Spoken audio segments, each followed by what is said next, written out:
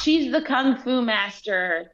I think it's really funny. It's like it's guilt MMA, where it's like you are constantly in the cage with her, and it doesn't Yeah. matter what you throw at her, she's going to do a reversal. She's the And she's best just guilt she's this MMA artist of all time. yeah, and it's going to always come back. It doesn't matter what punch you throw, she's going to sideswipe your leg, and you're going to be like, I didn't. Right. What?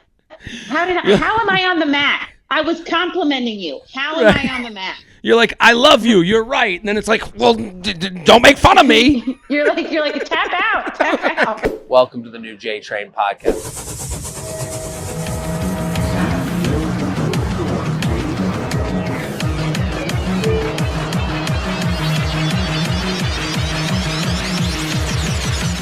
Hello and welcome to the JTrain podcast. This is JTrain, Jared Freid, coming to you live from the West Village of Manhattan. That's right.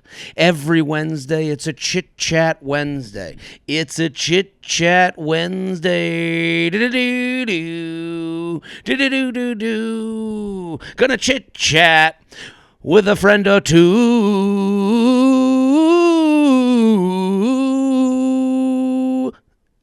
My computer just asked me if I'm playing music. I am not. That's how good I sounded. Listen, very excited about today's guest. She hilarious comedian, Netflix specials, all over the place, but also most importantly, starting her own podcast called Thought Box, and it is out right now. Michelle Wolf, thank you for coming on. Thank you so much for having me, Jared. If I was a pettier comedian, I might have complained about how long that intro was. Oh, a throwback for those OKPs who have been listening to the JTrain cinematic universe. Shots fired at a former guest of the luxury lounge. Michelle, great to see you. It's great to see you, Jared. How cold is it in New York? Because I feel like you're wearing so many layers inside of the house. I actually was thinking. So I knew you were gonna say something about my layers. I'm wearing a sleeveless shirt like a lesbian who's just about to chop wood, and you're also dressed like a lesbian who's just about to chop wood. Two different lesbian wood choppers chit-chatting here on a Wednesday. No, you know, we had our first chill. You know, the first New York City, it's fall official chill happened. And something about that just made me want to bundle up. Like, it just like makes you want to leave. I actually did a TikTok about how great it is. Like that first day where you can wear blankets outside and like, we should have a name for it. And I was like, you know how like you're from Pennsylvania, like they have first day of hunting season is like a day off. It's like a known thing. Like we should have sloppy day, like, and be able to say like it's officially it's like snugglies. Yay, we're snuggling, right? Wouldn't that be great? Yeah, I think most people just get a hug from another person, but well, I don't have that in my life. Some of us just throw on a sweatshirt. No, this is my hug. Okay, that's what I call it. I'm gonna put on my hug. That's how lonely and big of a loser I am. How are you? What's going on? Where are you coming from? Talk to us. I'm great. I'm in Barcelona. The weather has not hit that mark at all yet. It's like it's always summer. Is it always wonderful? It is right now. It's the best weather. This is the best weather in the world. It's like mid 60s to mid 70s. Yeah. You're living in heaven. Yeah, I mean, like you can bring a layer with you, take it on and off throughout the day. You're perfectly fine. I can wear the cutoff T-shirt and not look like I'm, about to murder a bunch of people in a grocery store. That's like right. When I see cutoff shirt, I'm like either lesbian woodchopper or murderous rampage coming. I don't know what's coming. It's one of the two. Someday she's angry enough that she had to ruin a shirt. That's right. You were so angry that you went and ripped off the sleeves. And then I'm like, I'm coming for you, grocery store people. That's right. What's Thoughtbox going to be? Tell people about the podcast because I want to make sure people add it. What day does it come out? What's the premise? What is going on? Well, I know basically I hate podcasts. No offense. Well, famously. You know this. You know this. I've been telling you this for years. I've This always is said, why Jared. this is why it was always like a special occasion to have you on. Like I didn't want to bother you. It was always like I and then you would come on and you'd be great. And I'm like, you should be you're a great I podcast person, but you don't like I me. hate. I mean, the whole thing. I hate this whole content machine we have to do. And I mean, you're very good at it. You're very good at it. You always have jokes in yours, and I always feel like there's a point, and it's not just like some Content sort of for like content's sake. right, some sort of like 3 hour ramble on, or some of that like real shit crowd work, like any of that stuff. Sorry, I'm getting a spam call from someone. With all the content that comes out. Right. You got everybody that's doing, whatever, rambling for 3 hours long, asking people at stand up shows where they're from. It's really edgy stuff. Right. And I hate it. I absolutely hate it. And I hate that we're consuming it as people. We should have more respect for ourselves in general, but we don't. Well, So to add to what you're just saying, that is kind of a show of how crazy the content thing machine has become, that you're like, oh my God, like a podcast used to be like, why would anyone once a week start talking? And then now it's gotten to, this is actually better than what else is out there to do. Like you can actually like it has gotten so bad that like, where are you from? What do you do? And again, like sometimes the content looks as mindless as the person who's scrolling. So like, like when we scroll and you see, where do you do? What are you from? And you keep going, like someone else is like, their brain's numb and they just get into it, I guess. It is hard because, and then it becomes, you see the people who have gotten big via content machine, spewing, and then they're like doing stand up and you're like, well, why don't you just stay in content spew? Yeah, why don't you stay in your podcast? Like, stay in your content spewing zone, because it's working for you. You're making money. It's like, why do you feel the need to get into stand up? Because your stand up objectively, not even subjectively, objectively sucks. Right. So much. You can put this out as a clip. I don't fucking care anymore. This is the clip. The stand up sucks. All these people, they get really big as a podcast. They think that means they're a good stand up. They aren't a good stand up. Stand up is like an art form where you actually have to work at it. You actually have to put time and effort into it. And then we got all these just these you've heard me say it before, like Fallon for douchebags, on podcasts, just kind of spewing out. They're like, I'm edgy and I'm super. And I'm like, no, you're not. The problem is the audience, stand up, we know that stand up fans are kind of far and few between. Everyone likes to say they like comedy. Like it's like when someone says they have a good personality. Everyone believes they have a good personality, but very few people can make good jokes. Right. The problem with stand up is like everyone loves it, but no one really likes it. Like everyone is like, sure, I like stand up, because it's like saying I don't like music, but I don't like music. I'm not knowledgeable of music. I don't know what good music is from bad music is. I know my taste. So we have a lot of people that are putting out and this is why what I wanted to do today, to set this up. I wanted to set this up of us talking out bits, because I do get lots of questions of like, how do you write? What's the process? And I'm like, probably the most helpful thing for me is when we talk and I'm like, here's a thing that I believe in. Here's a subject that I think is like worth talking about on stage. And then you come back to me and you go, well, here's an idea I have. Here's a thought I have. And maybe I can run with one of those. And like, that's the fun of like getting to know other stand-ups and like trusting other stand-ups. So, just like you said, like it takes a lot of work. Like This is the stuff where you can see the bits that, for us, I think like going out on a Friday night and doing shows, and if we did 3 shows, if you came home with a new minute, you'd be like, what an awesome night. So productive. The most productive you could be. Like a new minute. And no one would, and a minute's a lot. If it was 30 seconds, I'm still like, great night. Like a new line. You've heard me say it before. Like if I walked away from an entire weekend of shows with like one new thing, I'd be like, that's a productive weekend. If it Totally. was a new tag, even like a new word or like a new like wording something a little differently, I'd be like, that's productive. Like Because no, you walk away with that forever. You literally have that wording right.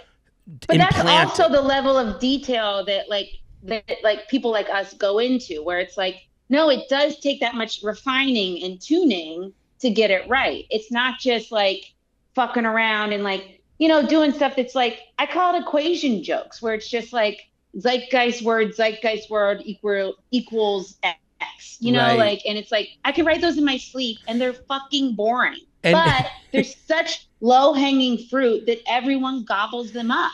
well, It's that's the thing that we look like the and what's frustrating is we're the miserable ones because right. someone goes, I love that person, and you're like, okay, I understand you love that person. You love them for other reasons. They're also doing this other thing, and I've seen the thing they're doing already. I've seen that joke because no one has gone to as many shows as we have. And like, Right. so we're always, how many times I'm like talking to someone and they're like, bring up a name and I go, and I'm like, we can either get into it or we don't get into it. Because they're like, I can see their Yeah. just eyes roll back in their head. They're like, what are you, a fucking jealous loser? And I'm like, yes, I Yeah. am. I have to say I I'm am. not, I would even say it's like there's enough success for everybody. It's like I don't care that these people are successful. Like it doesn't nothing's hindering me being Right. successful. It's just I personally can't stand it. Right. Like I don't Right. mind that other I'm people I'm like it, and I don't mind that they're making money off of it. I just personally think it's such fucking garbage. Like it's the same way that it's like Two and a Half Men was like the most popular show on sure. TV, and it sucks. I've laughed at a Like few it. episodes. I have to admit, I have watched Well, it then I back. have to. I'm kidding. But I agree. It's all low hanging fruit. It is. It is It's not just. deep. Yeah. Like it's Yeah. Yeah. not. But it also doesn't. That doesn't mean that like as much shitty stand up as there is, that doesn't mean that there's not enough room for also good stand up. Right. And sometimes it does feel like the behemoth edges out the hey, I'm doing something original and thoughtful and where I took some chances and I've been talking a lot about I've been getting shit like everyone loves the new show. I'll use this as an example to if we want to like get specific. Everyone loves the new show. Nobody wants this, and it's a rom-com with the guy from the OC, Adam Brody, right? And Yeah.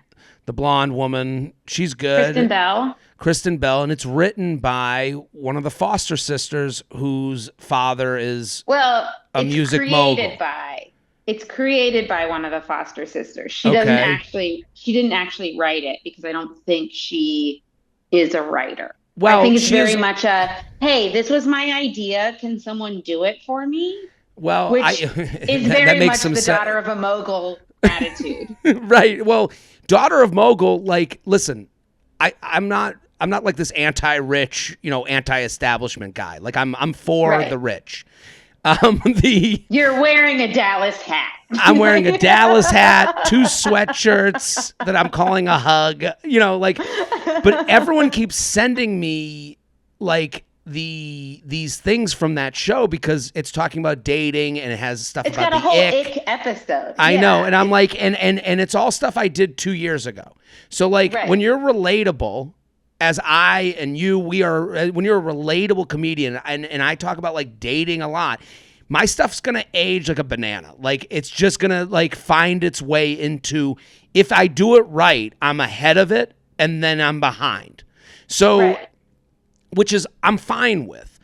But when people keep sending it to me, I'm like, none of this is like to me the ick bit started because a woman told me she wouldn't fuck a guy because he wore khakis, and I was like, that is so funny. And then I found out that there's this word, the ick, that they use on Love Island in England, and I'm like, that's a perfect description, and it's something that I'm like trying to figure out. The whole bit is me going, don't relate to this at all, and then they're using, and I And see these. by the way, you started talking about the ick. Not that I'm really in the know on anything, and I think we all know this about me, but you started talking about the ick like 4 years ago, like Right. way before anyone else was talking about. But and listen, I'm not even And saying that also doesn't matter. it doesn't matter. Like, It doesn't matter. I'm not even taking ownership of it. But I see when you see the Aaron Foster show where you have a person who can get an agent immediately because they're in music Hollywood world. They have the ears of, are you going to pitch us something? They are admittedly a very online person. They're seeing the steps in the snow that have already been taken. So like, it's hard when someone's like, I love this show, because I go, I'm sure you love it. I'm so happy it does something for you. But I'm like, and then they go, oh, and they do this great thing about the ick. And I'm like, put on my fucking special. It's on Netflix too. Like, Yeah, and like, yeah. then they're like, you have a special? And you're like, and you want to kill yourself. Like, you literally want to kill yourself. So like, and now I'm the misery who's not having fun with this fun rom-com show. And I'm like, well, and then also knowing the business of it all, you have to think like, how much money was put into made Nobody Wants This versus how much money we're given for a special, right, which is like the lowest cost production. Like, comedy specials on Netflix are by far the cheapest thing they have. Big bang for the buck. I mean, and like people, like millions and millions of people might watch it. And meanwhile, they're like, well, we just can't give you any more money. This is the most we can give you. And it's like, that's fucking bullshit. You're going to pay so much money for, like, nobody likes. Pay King Joffrey. King Joffrey, Sarah Foster is getting all the money in the. I don't know. Money makes money, but I'm with you. And it's like, and I don't even know if people hear this conversation. Like, I always wonder what someone who's like working at home and like is enjoying this podcast or watching on YouTube, however they consume it. I'm like, are they sitting here going, what a bunch of fucking babies? Do they have interest in it? Like, I don't know if it's a waste of our breath. And I mean, it might be. It very well might be. But all I know is that there's one scene in Nobody Wants This where she's like on a bad date in a rooftop bar in LA. And the cost of renting out that rooftop bar at night, right, for however long this 3-minute long scene took to shoot is probably more than they've paid for a lot of specials. Listen, you can go see a tour on the U Up Podcast YouTube page. You can see a tour of my apartment. You can see how much money I haven't made. Before we get into talking bits, so Michelle and I are going to talk bits, and I'm sure you guys will see this on next season of Nobody Wants This. This was all to see. This is all basically just to say that my podcast, The Thought Box, is just. It's just good. You're learning. Yeah, you're learning. Yeah. I'm bringing it all back. Bring it back. Tell myself. My podcast, The Thought Box, which, by the way, I don't know what day it's going to be released yet. I think we released this last one on Tuesday. I can't remember if it was Monday or Tuesday. So you got to subscribe because it could come out at any time. I used to I follow a couple podcasts that do this, and it is fun when it comes up. We are going to find a day. We're going to find a day. We're just sorting it all out right now. So it'll probably be either Monday or Tuesday. I said on this last one, I was like, maybe it'll probably come out Tuesday. It could be like the 8th podcast you can listen to on Tuesday, right? Perfect. Because you already got so many. I'm so far behind. I'm coming out with my first podcast by the time everyone else has at least 3. So, I'm raise his hand. Jared's had 97 podcasts since he was 4 years old. Okay, so that's right. He was doing podcasts on one of those Home Alone little recorders. The Walkman, the Talkman. Yeah. Talk Boy. He's been doing podcasts since Home Alone. But it is just me talking and rambling about things that either happened to me, nor news stories I heard, and it's very unfiltered, but not in like this is unfiltered. Right. Just like I'm really not thinking too much before I say these things. This is like if you were in my head before I actually came up with the kernel of a stand-up bit. I'm rambling. This is pre-kernel stand-up, pre-kernel talking. Listen, Michelle. If they like this show, the new iteration of the JTrain podcast, they will love Michelle Wolf's Thought Box because we do, I call it the ramble in the beginning of the show. Just going to ramble. And I do think it's meditative for people when they listen to it. Like, I love hearing just like the quiet din of someone just talking something out. And people will love it. And I'm leaning into into the bullshit. I'm taking strong stances on things that I Love really it. don't feel that strongly about. Like That's what it's all about. I firmly have been firmly disowning cyclists, which to be honest, I don't really care if you like to cycle. But on the Right. podcast, I'm firmly against cyclists. We are Like anti-cycling. we have a catchphrase which I said, if you ever call out at my shows, you will be kicked out. I will kick you out faster than you can finish the phrase. Right. I love. What's the phrase? So That's like a you've like been a. thought boxed. You've been thought boxed. I just say, I'll say something, and at the end of it, I'll just be like, thought boxed. I love it. It means absolutely nothing, because none of this means anything, Jared. What are we doing with our stupid lives? It's a good point. I love that But you've don't you created love a this safe chair? word for your live Isn't this shows. nice? It's a beautiful chair.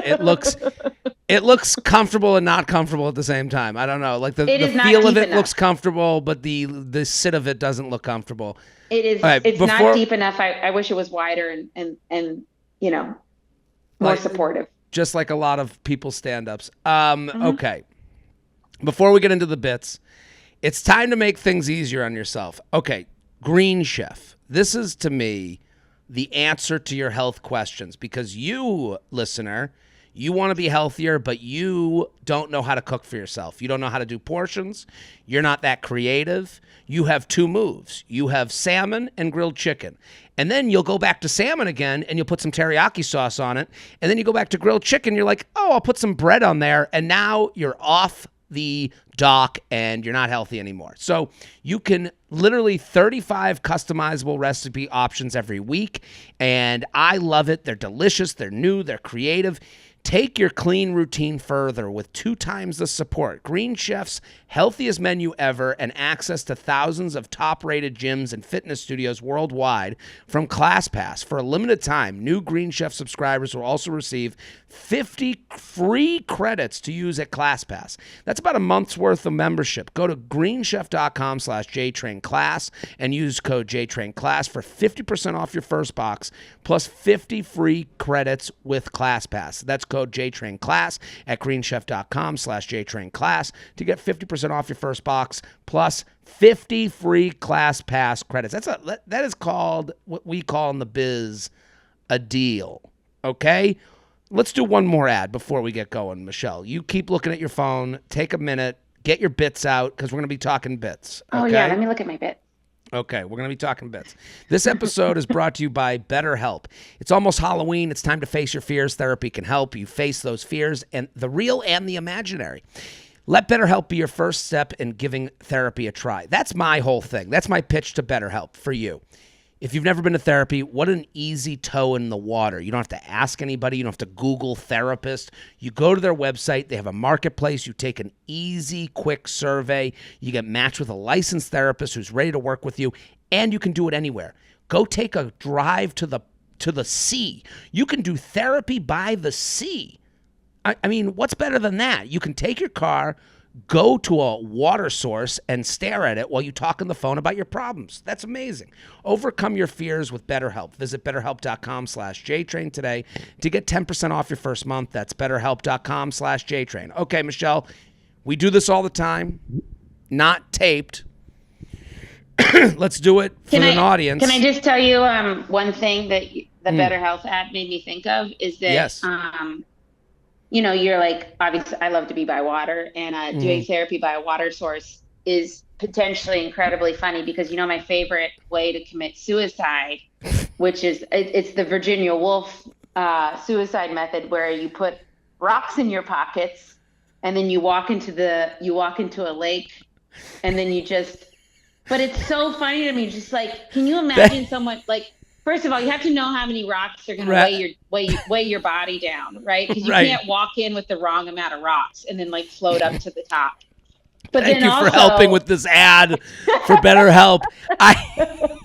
It is funny to think that you'd have your headphones in, and they're like, "Hello," and you're like, "I'm walking," like that. You're just like, I'm putting rocks in my pocket. In your pockets while you're doing this whole, you're talking to a therapist and you're like, I don't know, is it getting better? Is it getting worse? And you're putting rocks in. I just think that's also it has to be the funniest way to see someone commit suicide, because if you're just like, what's Virginia doing?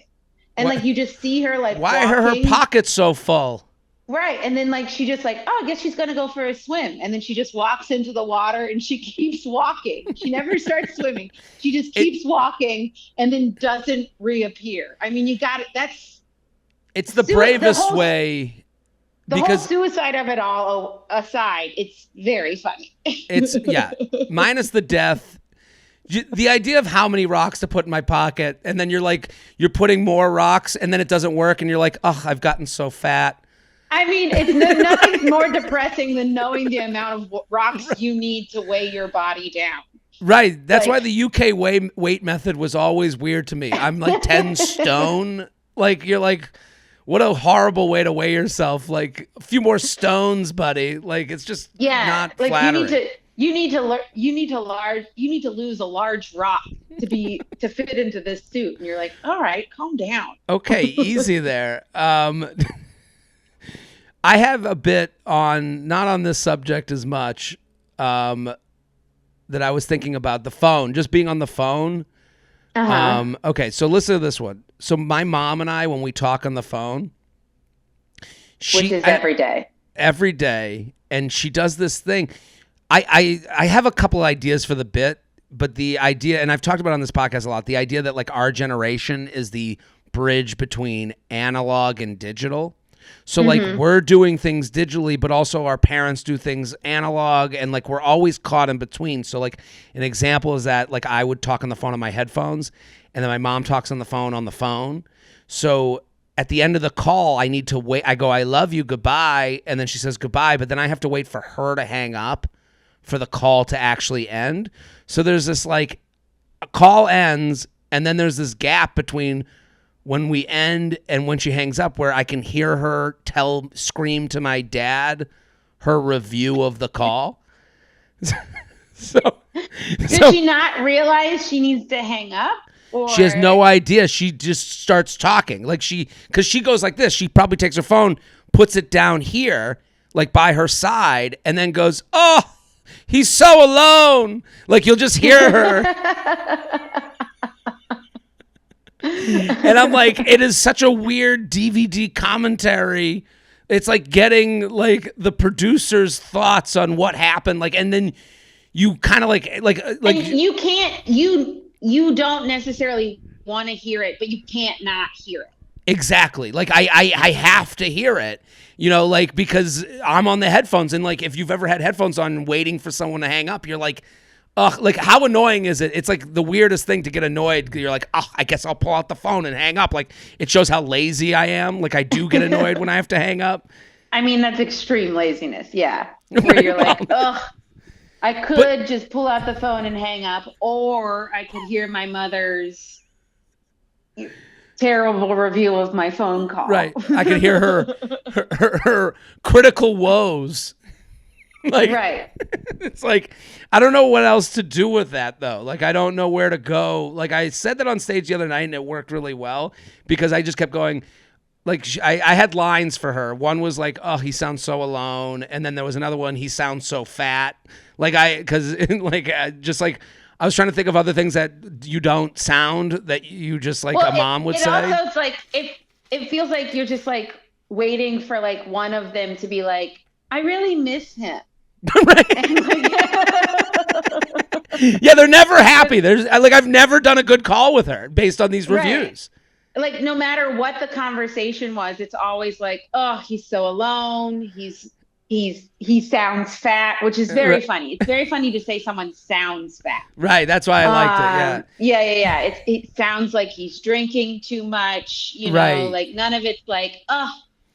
Boy, do I miss Jared and wish he was here with us in Boca. Right. You know? What a fun call with Jared. Yeah, it's never like, oh, it's never, you know, I think Jared's doing better than Harry. Right. Oh, I love his brother so much more. What? Right. You're like, hey, come on. Right. I'm right here. I think we are, as a generation, put through that more than anyone else. Like the uncomfortable nature of like life. Like, remember when like all these divorces started happening because texts would go to the iPad? Like there was like a whole month where texts went to iPad because we were just trying to sync. And it's like in another world, that whole, group of people just has a out of marriage, love interest, and it goes away and they, become a happy old couple. Like they get through it. Right. It's just like there was every relationship especially something that's like decades long is going to have ebbs and flows, right? Right. And then the reason why most people are like, we were married for 50 years. It's like, yeah, because you didn't know someone was having an affair.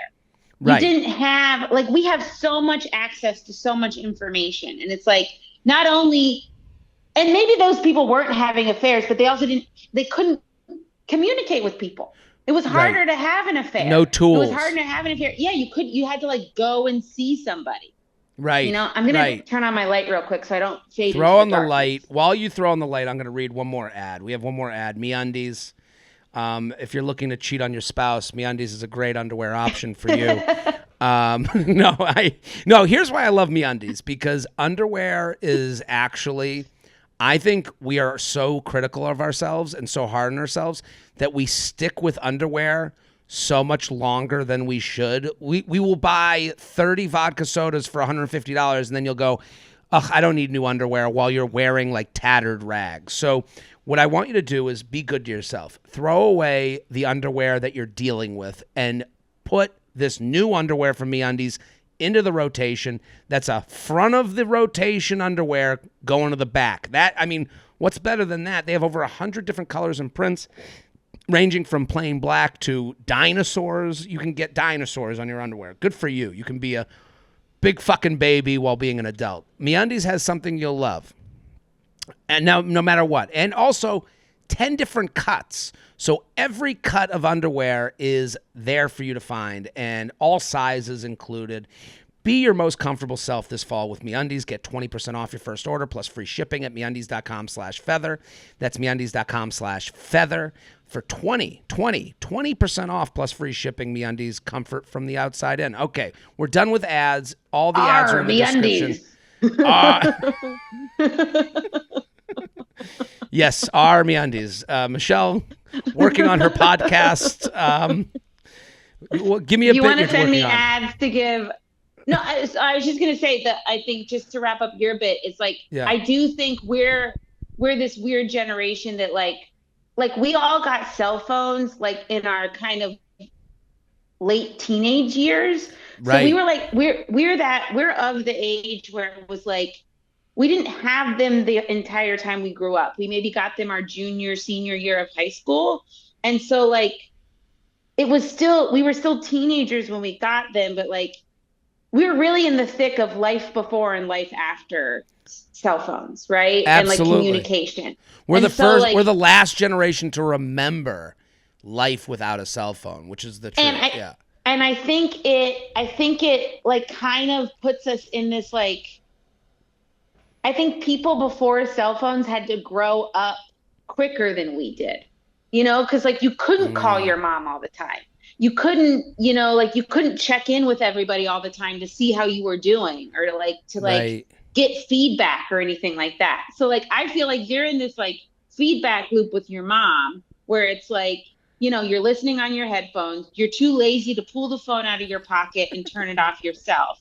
And you're just waiting to hear what she says, because in the back of your head, it's like, is it going to be good? Is it going to be bad? Right. But you're waiting. You want the review of your phone call. Yes, I do. I because I have the tool, speaking of like having the tool to do it, I use it. I go, well, let's see how I did. Right. It's the same way that it's like, we'll post a clip on social media and we're reading the comments. We think the comments are bullshit. We talk about how much bullshit the comments are, but we're still reading the comments. Like we still digest it. We still like and I've thought this before where I'm like, who cares? Like nothing's going to happen from these comments. Like literally nothing. Like who cares what my mom says from the call? Nothing's going to happen from it. Right. Like, yeah. She's not going to stop picking up your phone calls. She's not going to fly to New York and, Right. On that subject, one more thing. My mom, this is another thing she's been doing lately. She I'll call. The other day she kept asking, have I gone to the doctor? And I said to her, I go, why would you ask a question you know the answer to? You know I haven't gone to the doctor. And she's like, no, I just want to know if you've gone to the doctor. I go, are you trying to like, and she does this like reverse headlock. Well, she'll go, have you gone to the doctor? And I'll go, no. And then she'll go, you got to go to the doctor. You don't take care of yourself. And I'm like, okay, I'll go to the doctor. And she goes, oh, right. And I'm like, wait a minute. So now I've gone from disappointment for not going to the doctor. This was all to like tell me how unhealthy I am. And then when I say to you, I'm going to make an appointment, you go, oh, right, we'll see. And now I'm like, I don't know what that is. Like, it's just this like, I'm like, what? Are you trying to beat me up? Like, what? I can't win here. Right. You have the most loving bully you've ever had in your entire life. Like just someone, she does want you to go to the doctor, but she's also like, this guy's not going to get fixed with a doctor. I know my son. Right. What do you think? A doctor's going to tell him something that I haven't already told him? I know his cholesterol bad. Yeah, it's like your mom's pre-offended by you listening to the doctor instead of listening to her. Right. But she also wants you to go to the doctor because she does want you to be healthy. But she's like, I've been telling you this stuff for the past 10 years. Right. Like, I don't know when this, like, there's no ending. I think that's like the frustrating part. Like, there's nothing I can say that turns into her going, oh, great job. Like, it'll never, it's just a loop of like you go from, no, I haven't gone to the doctor to like, you gotta go. And you go, you know, you're right. You've taught me the error of our ways. And then they should go, I guess that's it. No, and then it's like somehow it goes back to the beginning of again. Oh, right. Now you're a liar. And I'm like, how did we get to liar? Like if you said to her, you know what, you're so right about this. And, you know, you've been telling me these things for the longest time. And I really appreciate that. And where would I be without you? Right. Do you think she'd be like, oh, yeah, no, never. She would be like, why are you joking around? You know, right. You making fun of me. This is what you do. Like there's no end. Did you and your brother plan this? Is your father this being taped? Yeah. Yeah. It's like being in a maze of your own like guilt. Like it's just like she's a guilt like MMA fighter. Like she's like the best. She's the best at taking your move and you like she's like you know it's like kung fu. She can take your punch and somehow you're punching yourself in the face. Like it's like she's the kung fu master. I think it's really funny. It's like it's guilt MMA where it's like you are constantly in the cage with her and it doesn't matter what you throw at her. She's going to do a reversal. She's the best guilt MMA artist of all time. Yeah, and it's going to always come back. It doesn't matter what punch you throw. She's going to sideswipe your leg, and you're going to be like, I didn't. Right. What? How am I on the mat? I was complimenting you. How am I on the mat? You're like, I love you. You're right. And then it's like, well, don't make fun of me. You're like, tap out. All right, tell me your bit. And your dad's the ref, and he's like, no tap. No tap. Keep going. Okay, go ahead. What do you got? I mean, I got some fun ones. Let me see which one I think is like. Hold on, I have an ad for depression medication. Do you have any more Virginia Woolf killed myself bits that we can do after that? Sure, no problem. I got so many. Okay, this is a funny one, but I don't know how to make it any longer than it is right now. So this is an issue with stand-up bits is like, and I think like this comes up a lot when you talk with other comics. It's like, I have this thing that works, which is like, I think every comic's like goal is to be 3/4 done with a joke because that's the fun time. You have an ending, Right. you have a beginning, you're like, I can fill this up with more stuff. That's like also the most frustrating part. You're like, I know this one line works, but if it's just one line, how do I get it to anywhere else? Okay, go ahead. Right, because like almost the worst case scenario is that you have a bit that's like 30 seconds long because you're like, Right. that's not a bit, that's just a line, Right. Like, and so And you that's put where it I'm away for later sometimes. Sometimes it comes back and you're like, oh, thank God I have this, this line. You pull it out of the sheath. right. So, okay. So basically, like any, white woman who's trying to have too many things to care about, that isn't actually going to do anything to change the world. I've always thought like aquariums and zoos were just like terrible, like why would I don't, all these animals in cages and, these whales in tiny tanks and, like it just seems mean. Like I would never go to one. And that kind of all falls like immediately goes out the window once you have a kid and you're looking for a way to spend 90 minutes on a Saturday. Like all of a sudden, Right. all this animal torture is worth the hour and a half of like, here's something to do. Right. No, You're like, sorry, all bear. Sorry, tiger. I guess you have to live in Ohio right. because I like that. don't know what to do with my child. Right. And the first thing that comes to mind when you say this is like, who are these PETA people? Like, what do they do with their kids? Like, I would wonder, Right. like, because I agree with you. The minute it's about you and you have needs, your morals change. You rationalize your morals. You go, okay, I'm against these animals being in cages. And then you have a kid and you go, okay, I'll bring us to Noah's Ark. I don't give a fuck. Right. You're now chimp woman. You go chimp woman as long as you have a fun place for my kid to look at the chimps. I don't care how these chimps are living. Like Yeah, like it might be torture for the animal, but my baby really smiled hard. Like but my baby is torture for me. right. Well, and this is the other thing I forgot. This is the other thing I wanted to add to it is like it's the same with like environmental things where I'm like, no, why would I ever use paper plates? Like I should use dishes. I can wash dishes. I should use like reusable things. And then I had a kid and I'm like, I don't have time to do dishes. Right. I'm also like, I mean, I'm the type of person, this kind of mom I am. I'm like, let's have a picnic. And it's not because I think a picnic's fun. I think it's because I can take a bunch of disposable stuff to a park, eat outside, and then instead of having Roll to it clean up. up anything, I can roll it all up and Yeah. throw it away. And the rest that's on the food that's on the ground, the animals can either eat and enjoy, or maybe it kills them. I don't know, but I don't really care because I'm not staying there. It's not my house. Right. So I get to go back to my house. I get to destroy the planet and go back to my house and have a slightly easier evening. Right. You're kind of figuring out how liberal women become conservative Republican. moms. Yeah, right. yeah, like you're kind of like, really, this is like the evolution.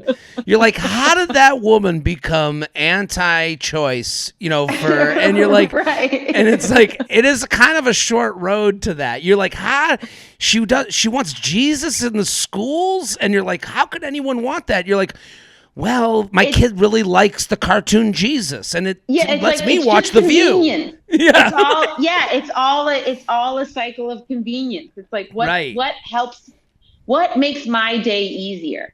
I like that. I always thought for the longest time that like obviously all this like climate change and environmental stuff. It's like none of us are going backwards, right? None of us are going to be inconvenienced.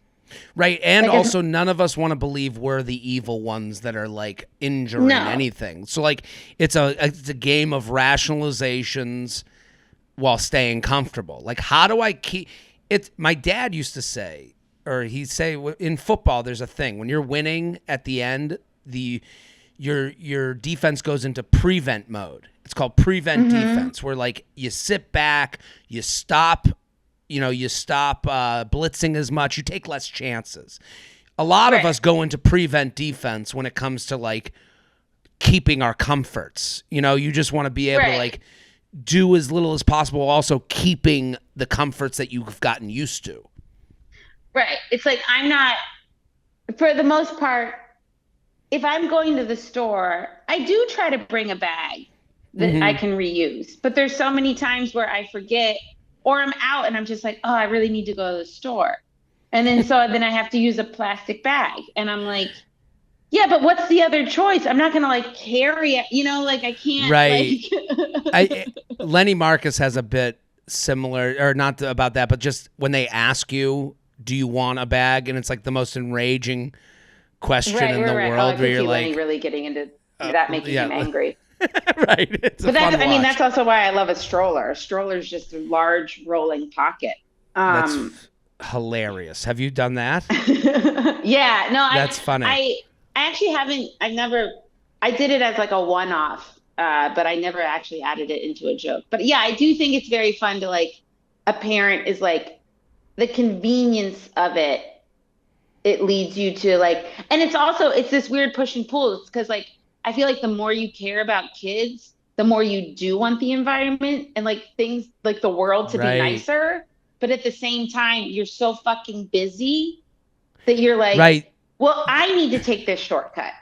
It's an unsolvable mess. Right. Because that is hilarious. Like the people who want it most don't have the time to make it happen. So No, you need, and you don't, and you what also don't need- have the time to be inconvenient.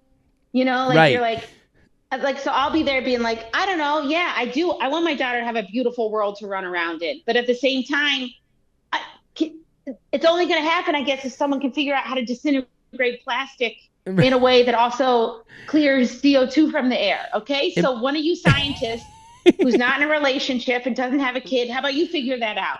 Right. It would be funny. I don't know how Greta? you do it. Right. Greta Thunberg. You need a bunch. Except don't be annoying. You're being annoying the way you do it. Yeah. Be Yeah. Greta, but not annoying Greta. Why did you take a boat? Like go to school and get a degree and figure out how to dissolve Right. plastic. There is a funny thing for this bit that you could put in of like you trying to incentivize 20-year-old women to do things that you want better for the planet. Because the thing is, women in their 20s, they have their goals and needs too. They're like looking to go out and party and drink. Like the way Greta does it, like when I see Greta yelling at me on TV like she's like Hitler, I'm like, get out of here. Like I have no time.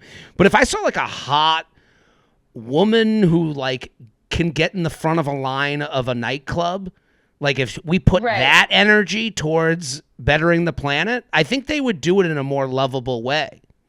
Yeah, she's like sipping like an iced latte and she's just like, I don't know, if she could tell us right in a way to be better for the planet. Well, if she just shamed men into like just like kind of like rolled her eyes at men who want to fuck her into like, oh, you're using. She'd be like, I'll send you pictures of my feet if you can figure out, how to actually recycle this. Right. Like a plan for.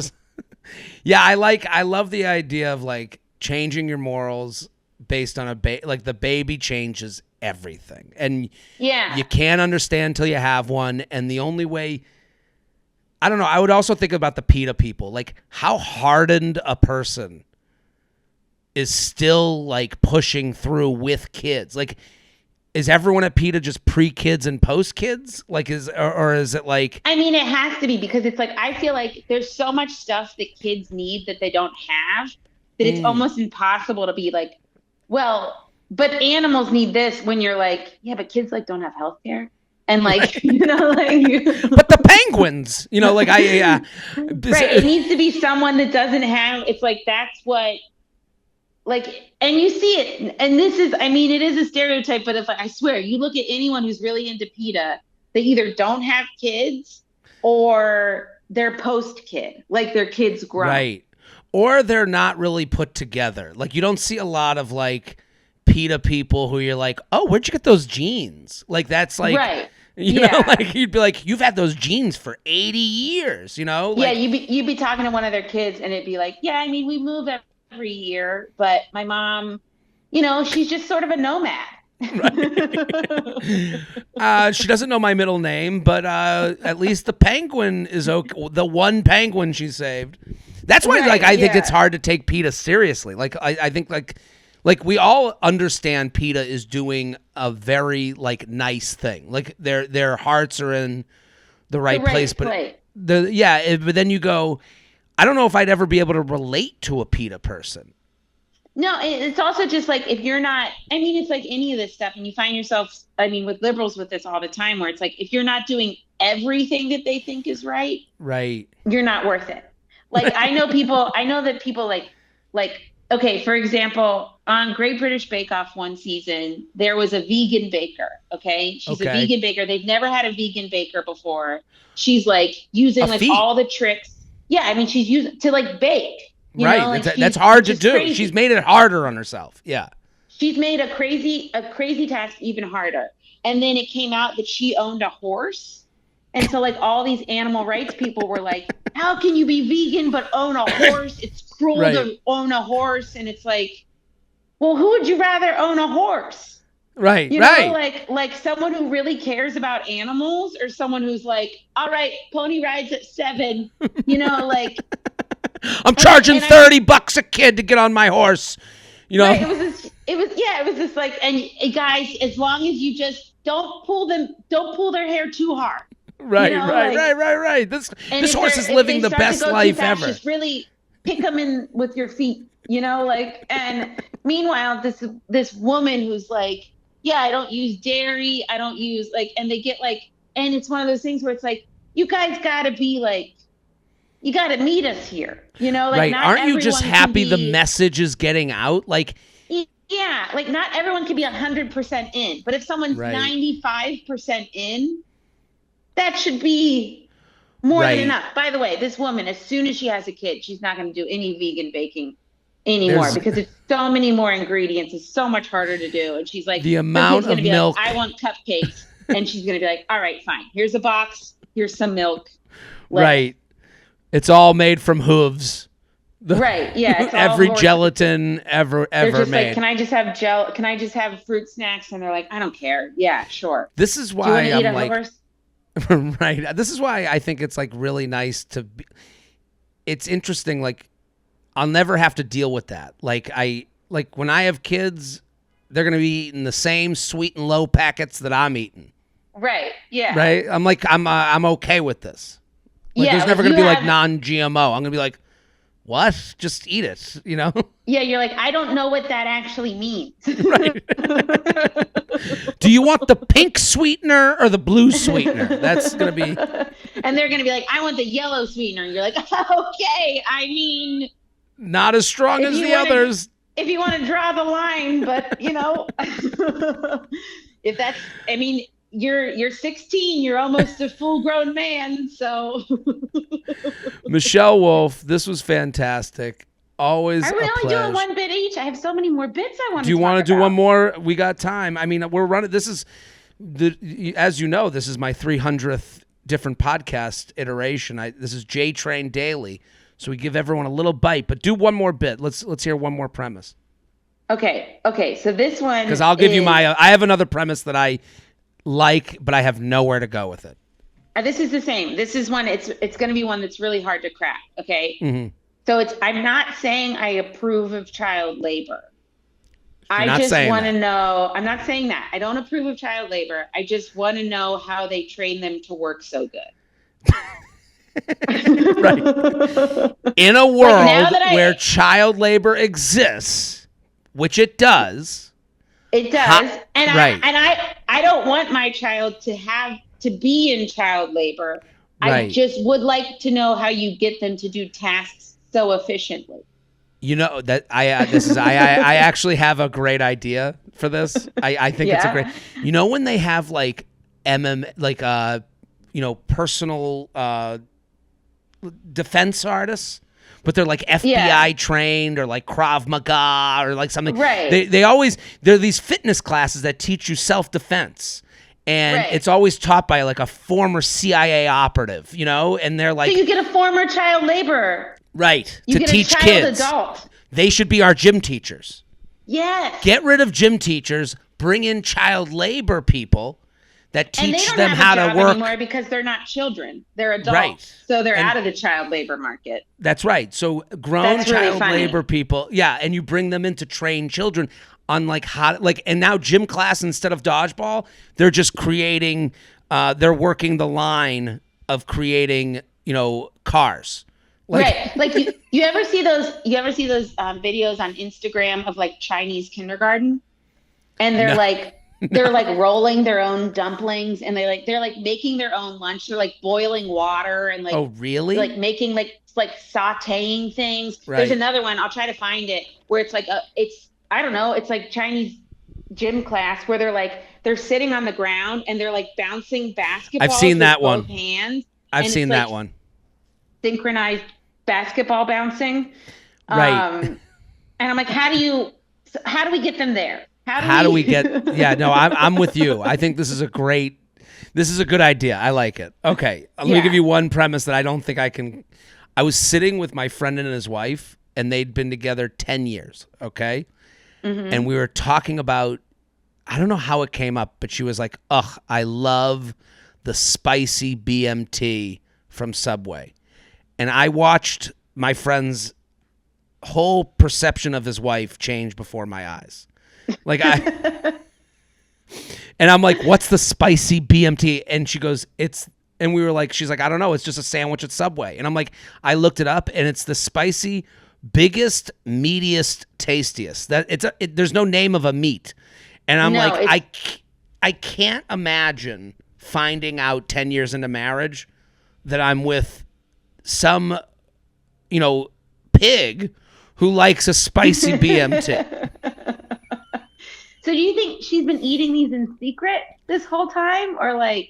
He had no idea, I guess. I don't even. I like, maybe he had smelled the burps before, and now they were all like coming back. Like he's like, right. Like he's a it was so not this whole thing. Right. Like it was so it jostled me inside to find out that a spicy BMT could be someone's favorite food. Like it's like so not dainty to find out like your wife like, and this sounds bad. Like a 6 or 12-inch spicy BMT with who knows what toppings on it. I don't even want to know. Housing it in the privacy of her own vehicle. How could you ever make love to that person anymore? I also like this, the angle that I think it might be good for you is that, like, as someone who is like looking to potentially be in a relationship, right? Would like that was to my be perspective. Like, yeah, like I mean, like you did that video the other day where you were like, I'd love to have a great first date and then skip to when we have an 8 and 10-year-old. Right. And this is the scariest thing about relationships is that you can have a great first date and you can have a great 10 years of marriage. And you still might find out after 10 years that your wife has been eating spicy BMT Subway sandwiches in secret. Like, what else? Because you're not telling her everything. Right. So what else is she hiding from you? Right. What is being hidden? That's the thing she's comfortable saying. Right. What else is she eating? Like if there's nothing else to scare you out of relationships. That's what I was. Right. That's someone who you've probably seen her take a shit. Right. That wouldn't be scary.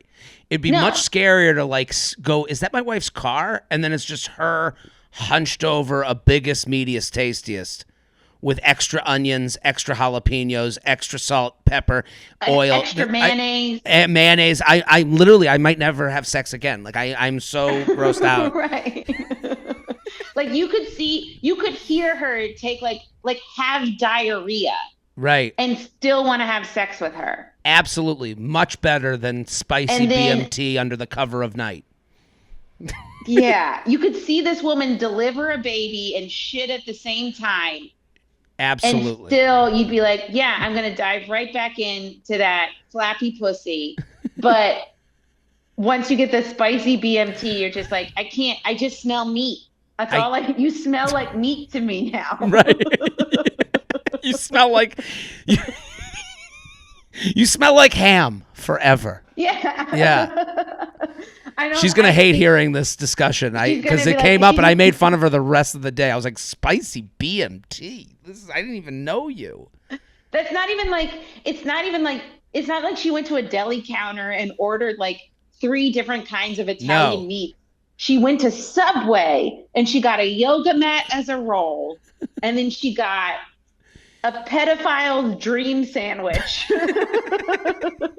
She got whatever the food scientists at Subway came up with in a lab. And they have to call it BMT, I'm sure, because it's probably not really meat. It's probably like legally they can't say meat. They have to say BMT. BMT, right. And biggest, meatiest, tastiest. That's the name. Biggest, meatiest, tastiest is a porno search. That is like not even a sandwich. And I think this is the perfect time to bring in your last ad for Subway sandwiches. All right, everyone go follow Michelle at Michelle is a Wolf. The new podcast is out. Go subscribe because you gotta just get involved. It's called Thoughtbox. If you enjoyed this Chit Chat Wednesday, you're gonna love Thoughtbox with Michelle Wolf. Michelle, thank you. So good. Jared, I love Chit Chat Wednesday. Have me back on. This is fun. Absolutely.